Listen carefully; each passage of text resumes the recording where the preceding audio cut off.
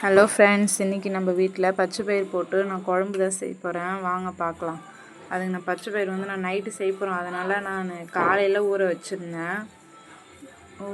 ஊற வச்சுருக்கேன். நல்லா கழுவி எடுத்து குக்கரில் போட்டுக்கினேன். கொஞ்சோண்டு மஞ்சள்தூள் போட்டு கொஞ்சோண்டு உப்பு போட்டு ஒரு கிளாஸ் தண்ணி ஊற்றி குக்கர் வச்சிடலாம். ஒரே ஒரு விசில் விட்டால் போதும். பயிர் நம்ம ஊற வைக்கல அப்படியே இது பண்ணணுன்னா குக்கரில் வச்சு வறுத்துட்டு ஒரு கிளாஸ் தண்ணி ஊற்றி 4-5 விசில் விடணும்.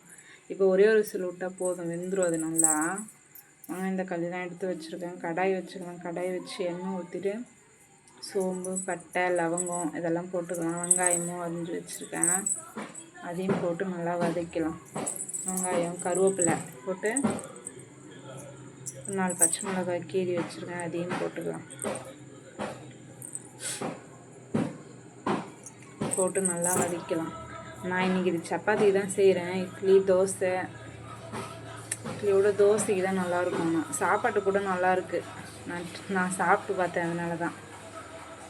போட்டு தக்காளி அரிஞ்சு வச்சுருக்கேன், தக்காளியும் போட்டுக்கலாம். தக்காளி அரைங்கிறதுக்கு கொஞ்சோண்டு கல்லுப்பு போட்டுக்கலாம்.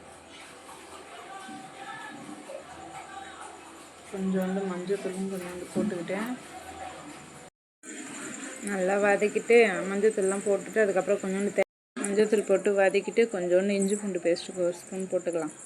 ஒரு ஸ்பூன் போட்டுட்டு நல்லா கலந்து விட்டுட்டு கொஞ்சோண்டு கரம் மசாலா, கொஞ்சோண்டு மிளகாத்தூள், வெறும் மிளகாத்தூள் கொஞ்சம் போட்டுக்கலாம். இல்லை குழம்பு மிளகாத்தூளும் போட்டுக்கலாம்.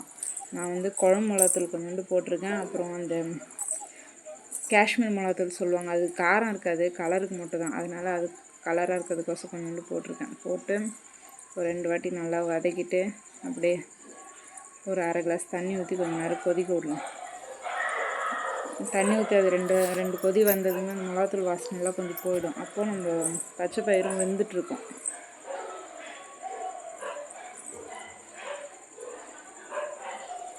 கொதிக்குது, பச்சை பயிரும் வெந்துச்சு. ஒரு விசில் தானே விட்டோம், ஒரே விசிலே நல்லா வெந்துடும்.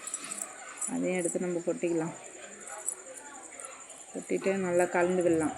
தேவையான அளவு கொஞ்சம் தண்ணி ஊற்றிக்கிறோமோ, எப்படி வேணுமோ, கொஞ்சம் தண்ணியாக வேணாலும் தண்ணியாக வச்சுக்கலாம், கட்டியாக வேணாலும் கட்டியாக வச்சுக்கலாம். அதுக்கேற்ற மாதிரி நம்ம சரி பண்ணி அவ்வளோதான். நான் என்கிட்ட கொத்தமல்லி இல்லாதனால கொஞ்சம் கஸ்தூரி மீது கொஞ்சோண்டு போட்டுட்டு